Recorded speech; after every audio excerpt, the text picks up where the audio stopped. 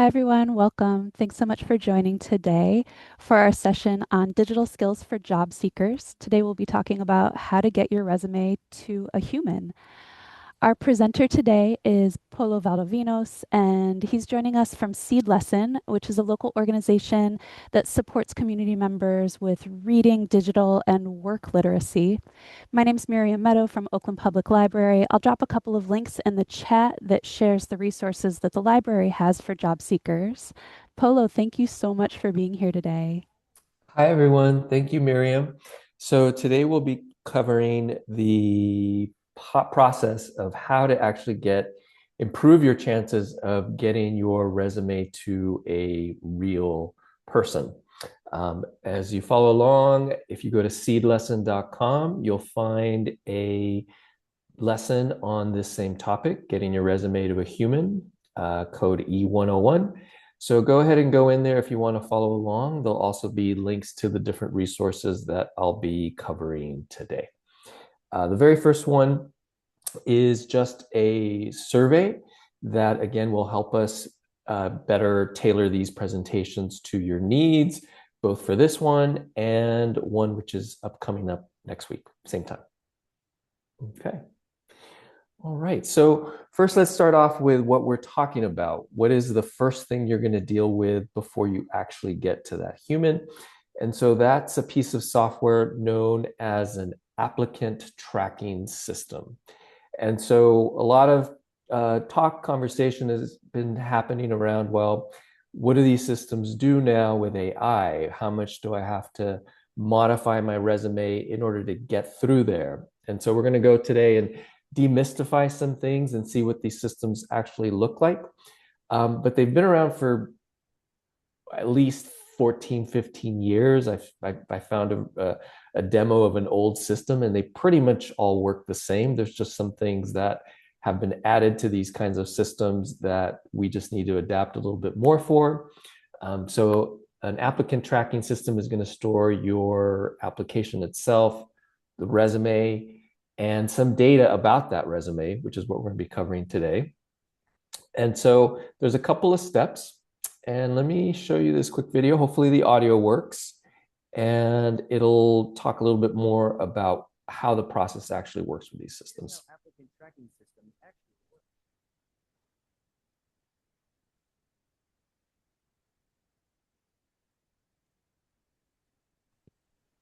The audio isn't coming through, but we can see the captions.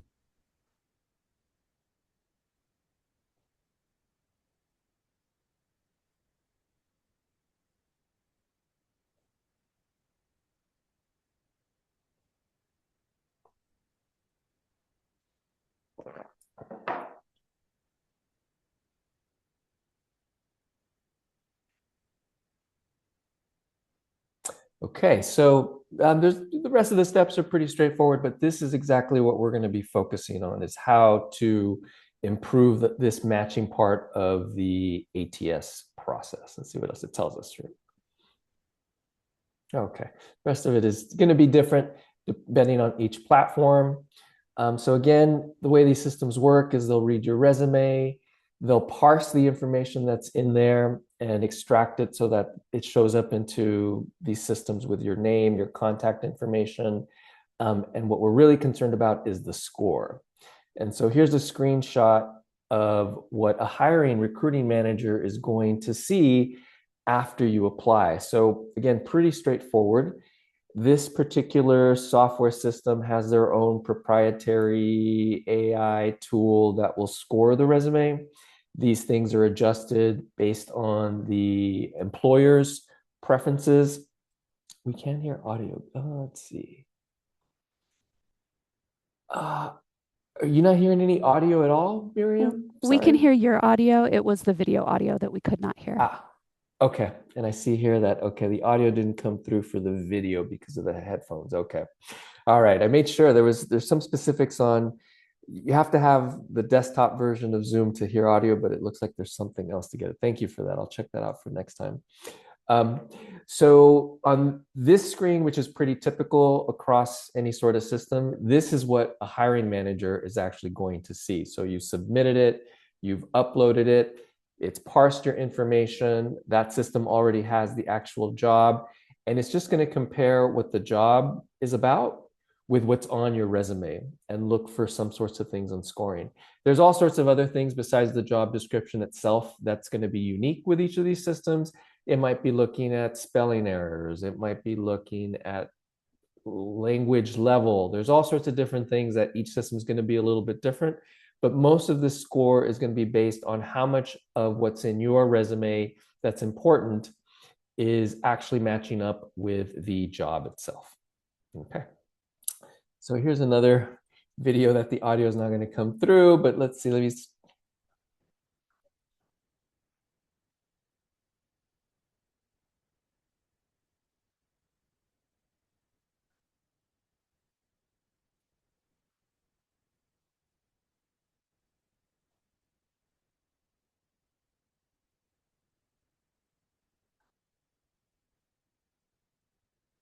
So it's going through.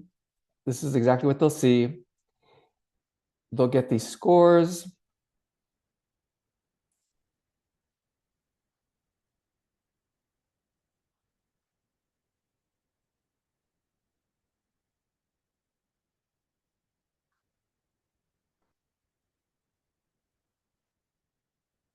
Okay, so someone's going to be part of their job. They're going to be looking at this console every day while they're waiting for applicants, and it's just a way for them to get easier access into your resume. From here, they'll make some other notes, and it's pretty much traditional, real human. After this is as far as you go to get to the human.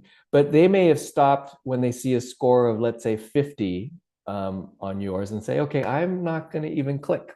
So again, what we're going to be trying to do today is to improve our actual score. Okay. So I've used a tool like this myself when I've looked for resumes, which is to basically pull the descriptions and put it in some simple place so that I have everything organized. For me, that's always been what's most helpful, getting organized on the actual jobs that are out there, because I know I'm going to have to adapt it. So might as well put everything together in one place to make it as easy as possible. So let me show you this right here. Okay. So this is my version of a job tracking tool to make the entire process much easier as I go along. So this can be more detailed, you can tailor it more, but this to me is pretty much fundamental to get enough information so that you can end up adapting your resume. So as you're searching online, as you're looking for jobs, I might put here the date that I found the job and then a link to the job itself. I have two links here because I have the link that I found on the job board site. And then, of course, what myself and other people recommend is to also find the job on the actual company website itself. Those can be two very different systems of how the resumes are tracked. And going to the job website itself might be a way to get your resume into their workflow much easier. When a resume is hosted through another site like Indeed, it might be a two-step process. Someone else might take that resume and have to upload it into the applicant tracking system. So usually, if you're able to find the job itself and get your resume through that way, that's going to be much better. So let's actually do that. So today, I went through and looked for a job in education. I typed in education. This is a job board for those of you that may be looking for work in the nonprofit space. Idealist.org is a really cool site for that. So I go in here, I find this job, I see that it's Aspire Education. And so I could apply here, but I'm going to go ahead and look for Aspire Education itself. And I'm going to click here.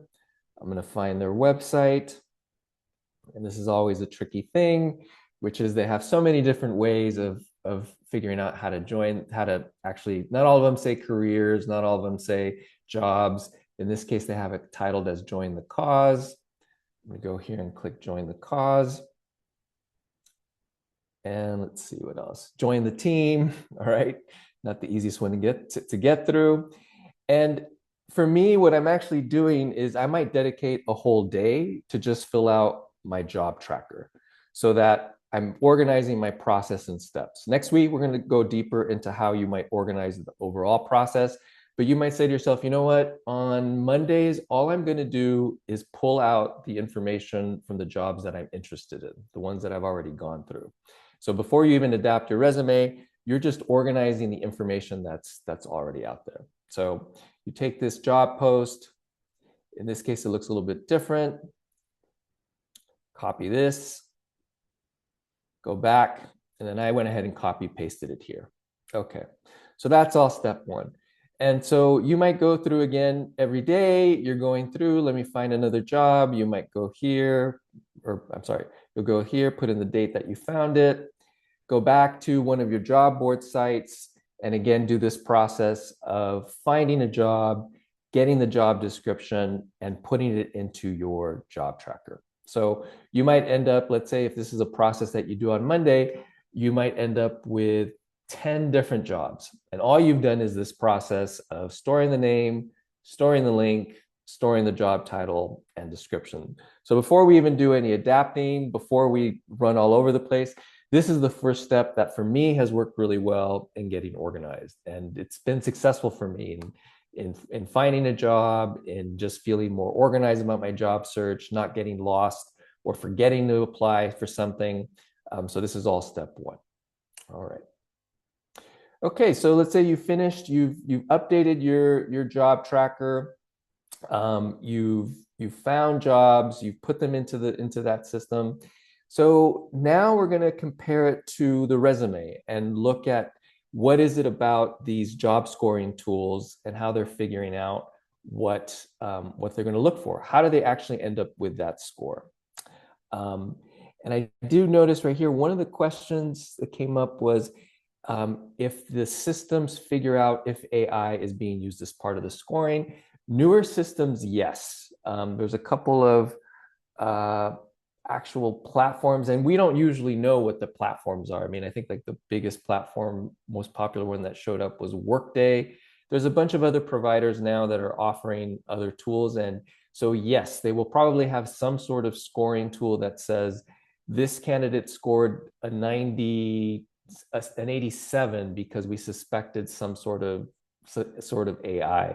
But ironically, a lot of job posts are being written with AI. So it's this weird thing that, you know, even if you were to manually take the job post, you may end up sounding like AI because that's how many job posts are generated.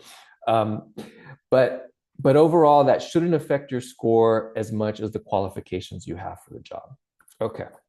So here I have a rough example of what my resume would look like.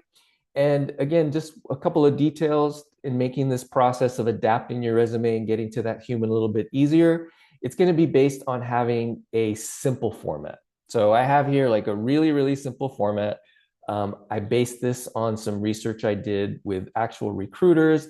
And so this alone, not having a lot of different fonts, not having organized in maybe multiple columns, it's not the most exciting looking resume. But you have to remember now that it's even much less human in the process.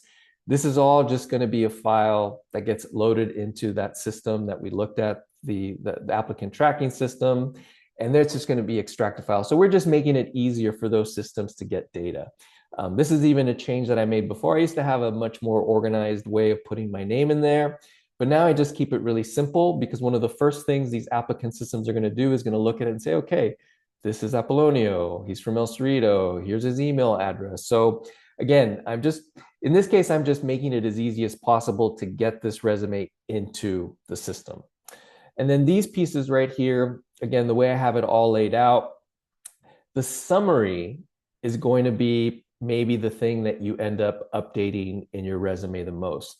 So even before talking about how we adapt things, about how we use AI, a best practice to start off in your summary is with your years of experience. So this might be universal. You might not have to change this very often, but if the job says looking for X number of years for this kind of work, that's probably a good sign of the thing that's going to make the most sense to put up in the beginning of your resume. And you're helping hopefully give that application tool, tracking tool, a way of getting and extracting that and increasing your score.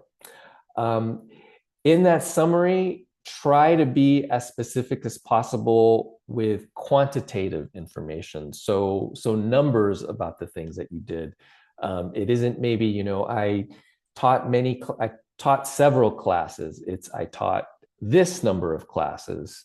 I taught in schools that had this number of students. I've worked in places that have had this number of employees and so on. So finding facts to show up in the summary is going to be something that's going to help the system figure that out, because they're going to be looking at it from a numerical perspective and say, okay, what did they say about this particular job or this particular kind of experience?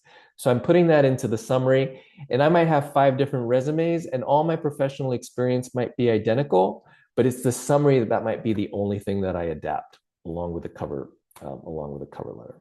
So getting your resume to a higher level of quality. Oakland Public Library has programs that you can go and get support from someone that Miriam can mention in more detail on how to get someone to take a look at your resume and get it to a point where it's improving the scores just because you've taken the information of what you've already had and quantified it, give it some numbers. Okay. All right, so now let's go ahead and adapt the resume. So this process, of course, will take a little bit, will take some time every week. So let's say on Mondays, all you've done is modify the job tracker, that's been your goal. You're just going to end up here every week with like 10 different jobs. Let's say that's all you're going to do.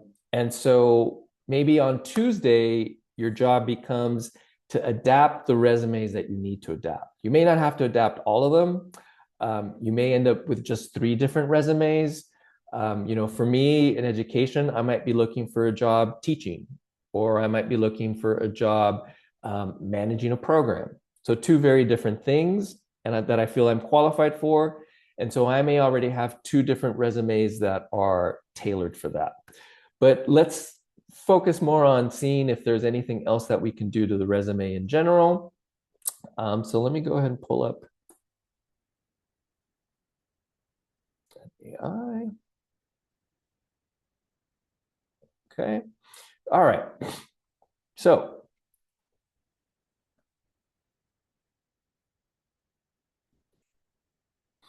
okay.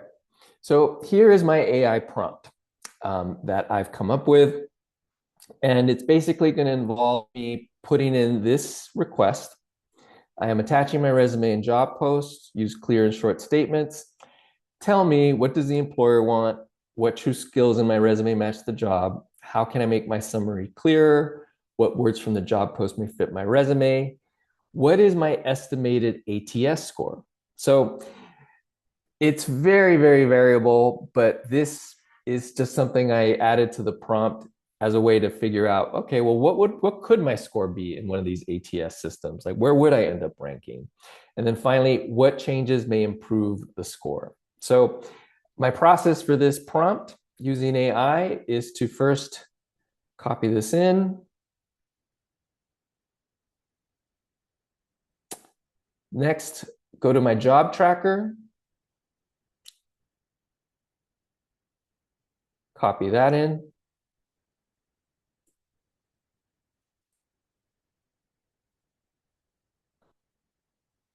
Okay. And then finally, copy my resume in. So those are the 3 things. I had a prompt, I had the job description that came from my job tracker, and I put in my resume. Those of you who have experience with AI, there's ways, of course, to simplify this. You can create a project, put your resume in that project, get more complicated, but we could spend a whole session just talking about the different ways you can use AI.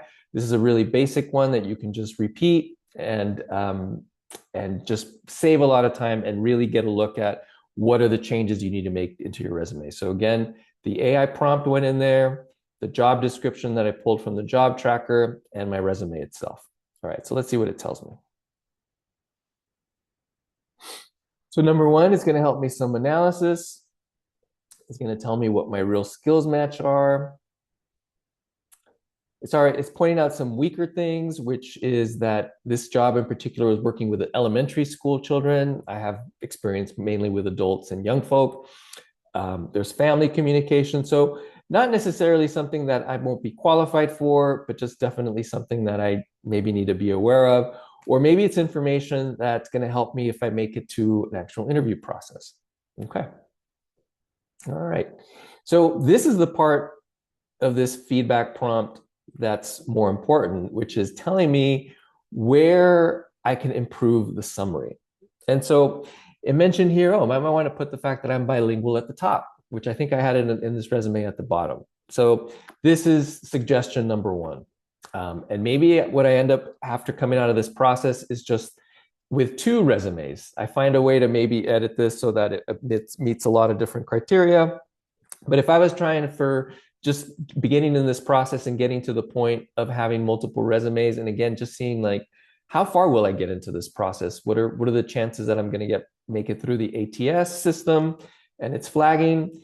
This is the kind of technical skill prompt that's going to hopefully get me there and figure it out and so on. So when I look back here, it's telling me that my score, here's where I am in education. It looks like I'm not good at the elementary side. I don't have youth experience. So those are going to be my challenges. And I might still choose to apply. And again, I don't have enough tests to validate and say that this is accurate, but it's telling me here that my ATS score would be around 84 to 88%. So going back to what the ATS scores actually look like, and taking your chances, where are you going to score compared to all these other people? Here, this was just a mock-up, but it looks like they were in the 70s, 60s, and so on. So maybe I'm feeling pretty good about my chances just by having done that sort of research on my resume itself. Okay.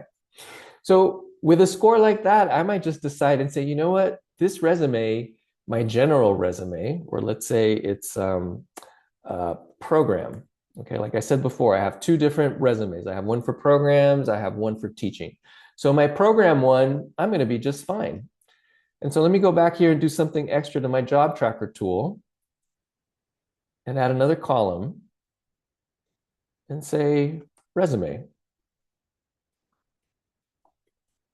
So I might find that just from this process here, I may end up just having to do maybe two different resumes. Let's say I found another job here, but it happened to be a teaching job. Here I'll put the resume teaching. And then again, just keep going through this process of reviewing getting the job descriptions here first.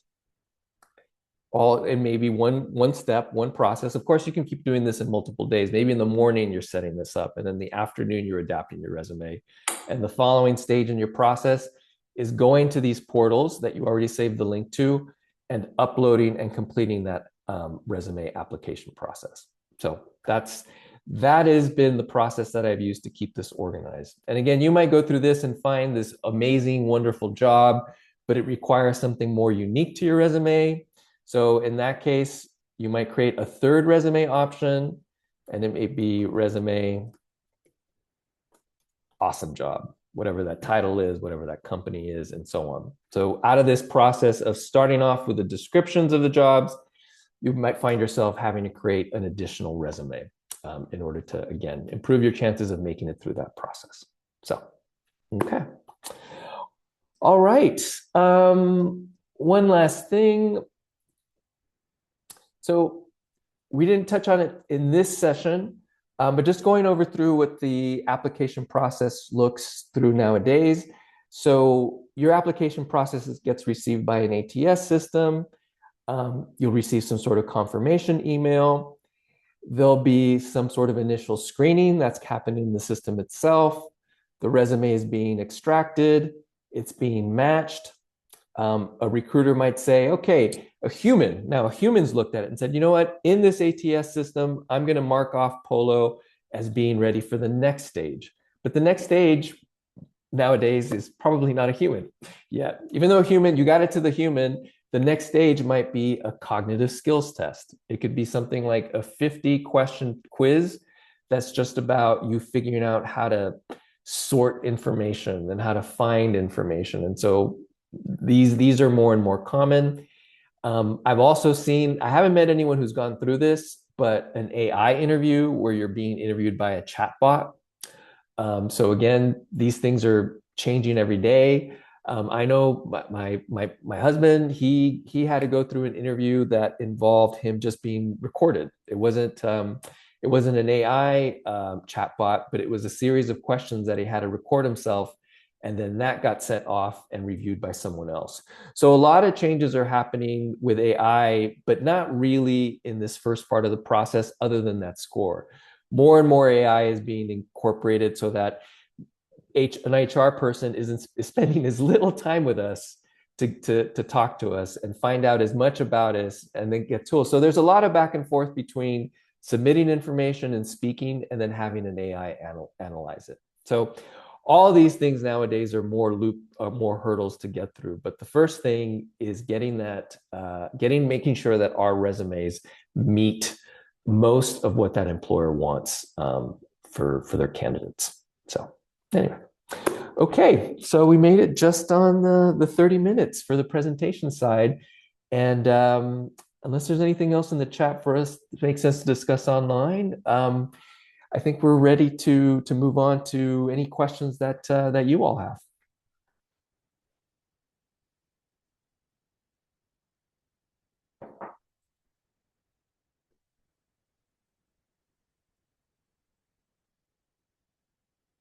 How do I feel about cover letters? Okay, essential. I mean, a lot of jobs will actually say, yes, we need a cover letter. And so this is another cool thing where your job tracker can be very, very helpful, because in this situation, I mean, first and foremost, I think the cover letter, one thing that I've done before sending a cover letter is I'll Google I'll try to find two things. If by any chance I know the person that I might be speaking to, I'll try to find them on LinkedIn and just see if there's anything that's been posted.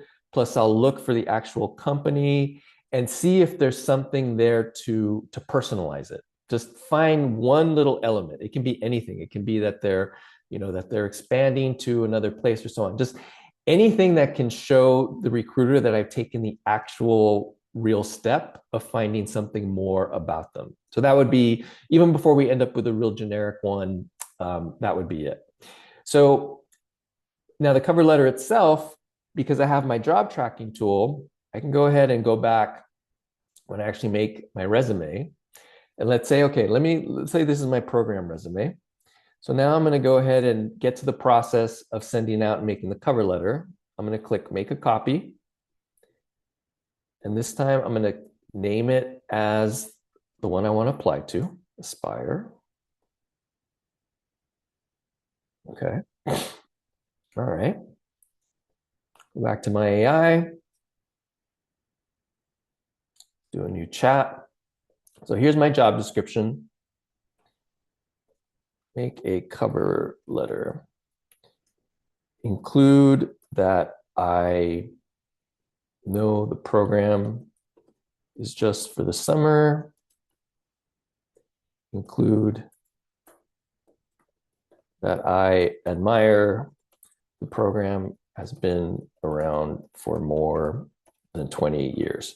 So those might just be two bits of information that I had time to gather. Oh, keep it simple.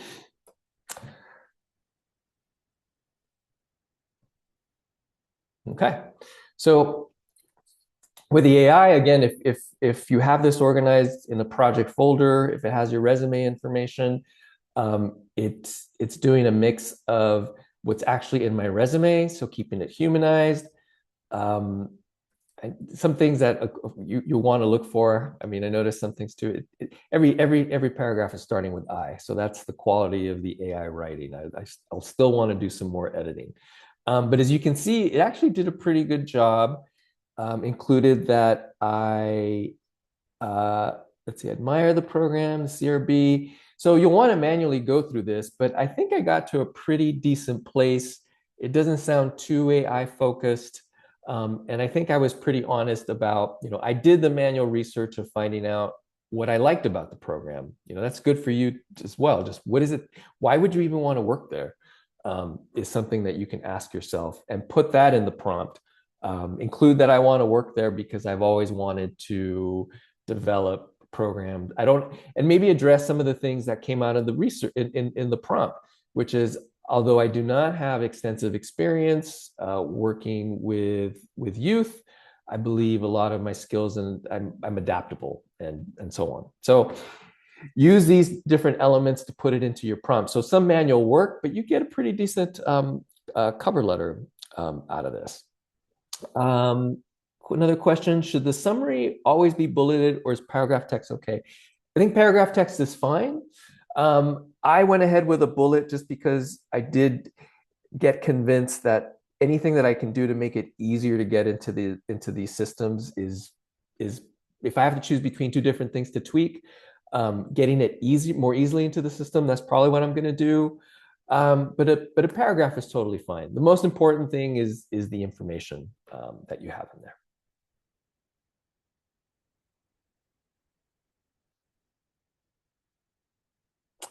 Do you know when the press might review the cover letter? If give it a score, or if it's more of a thing to a human to look at? Ooh, great question.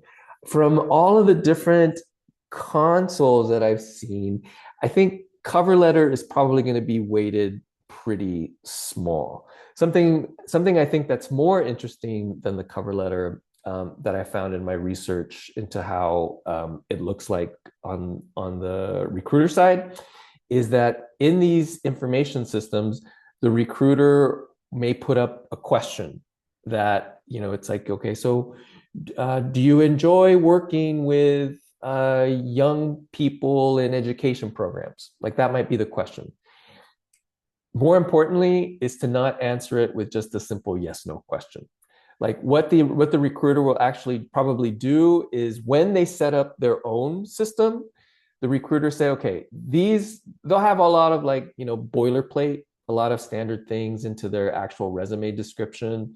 We've all seen these things right here where it talks about, must be good at, communication and must be good at XYZ. Oh, here's actually a good example. Perfect. So Idealist itself can act like a system. And so here are the questions that are going to be weighted very high. So even more than the cover letter is these systems will be set up with either a written question here. What experience, if any, do you have facilitating a meeting or lesson? You don't just want to answer 7 years. This information and how you answer it will end up scoring much higher than probably the cover letter. And this is a good sign that that employer probably cares more about this set of data and the questions that are going to come out of it than the cover letter. Now, if the job asks for a cover letter, what should the writing sample content be? So I covered that a little bit. And so my approach to getting a cover letter or getting a good cover letter starts with one, asking yourself why you even want the job. Like look at the job description again and think about why you want the job. So even if you're going to get AI to help you write the cover letter, think of that and put that into the prompt so that that's something about you that's more personal that actually gets in there. Put in some information about the program, some factual information. I looked at it and I know that it's just for the summer, so I put that in there. And then maybe just an opinion or something that you've discovered that you like about the program. In this case, I put in that it's been around for more than 20 years. And then I asked for the cover letter. The writing sample. So, I mean, that really just depends on the job a huge amount. I mean, for the kind of work I do, I might put in a lesson plan. I might put in an outline of what I've done. There's a whole other bunch of things that you can do to make that easier based on having some sort of portfolio, but it really depends on the kind of job you're looking for. But as far as the cover letter, this is the process I look for. I try to do is something interesting, something factual, and something about why I would actually want to work there.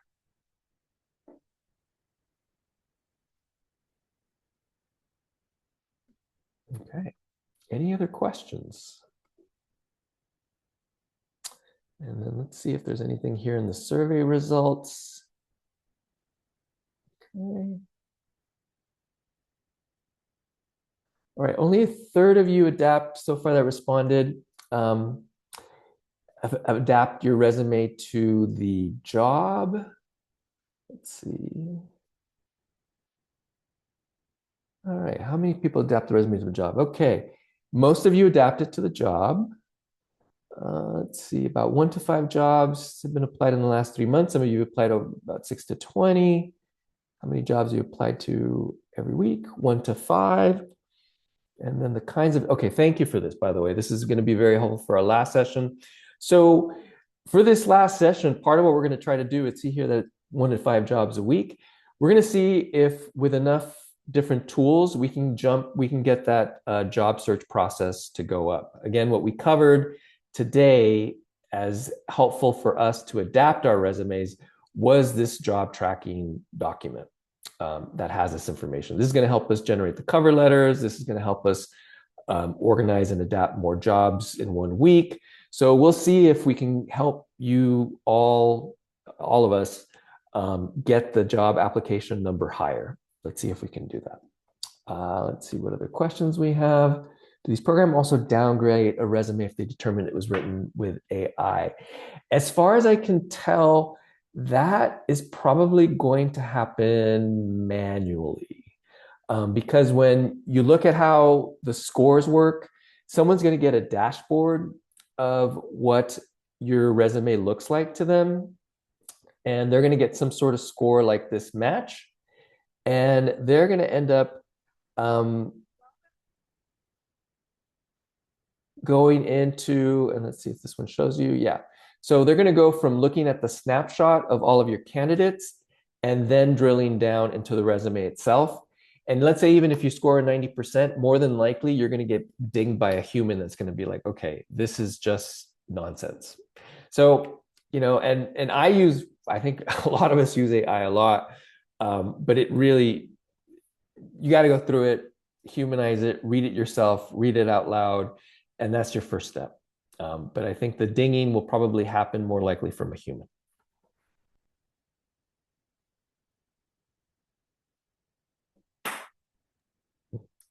Humanizing AI. I appreciate that. I'm going to drop the link again to seedlesson.com. And Polo, can you explain where these lessons can be found on that website? They're available there? Yep. If you go to the homepage, the very first one today is E101, getting your resume to a human. And that's what we've covered today. Wonderful. Are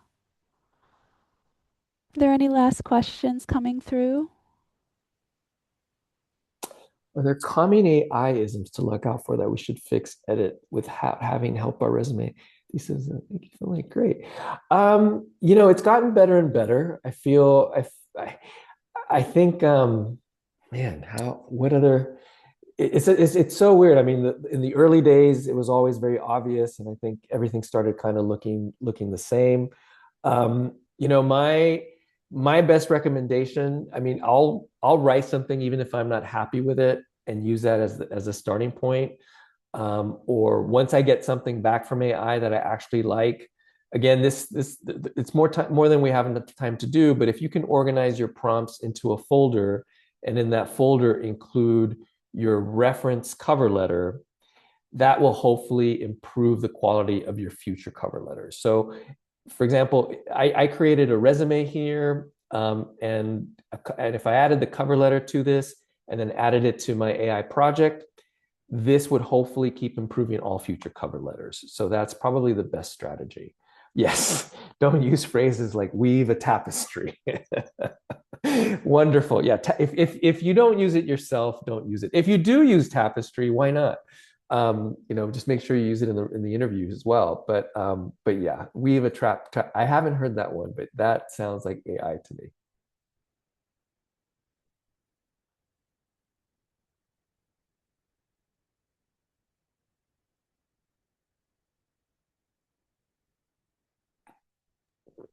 Okay, I also just dropped the link to tutor.com, which is a platform that you can access through the library website or that direct link that I just put on there. If you have an Oakland Public Library card, you can connect with a tutor who is available from noon to midnight, 7 days a week, and can give one-on-one support with resumes.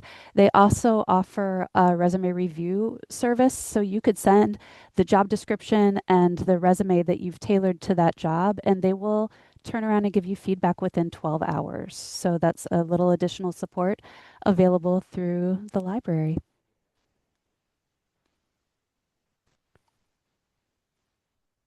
Okay, Polo, any final words for us? No, just thank you. I hope this has been helpful to everyone, and hopefully see most of you at the next workshop next week. Thank you so much for being here and sharing all of this great information. Thanks everybody for attending. If you have any questions, you can follow up with me by email, medow@oaklandlibrary.org. I should have emailed you the Zoom link earlier today too. Thanks so much for coming. We have thank yous coming in through the chat. Wonderful.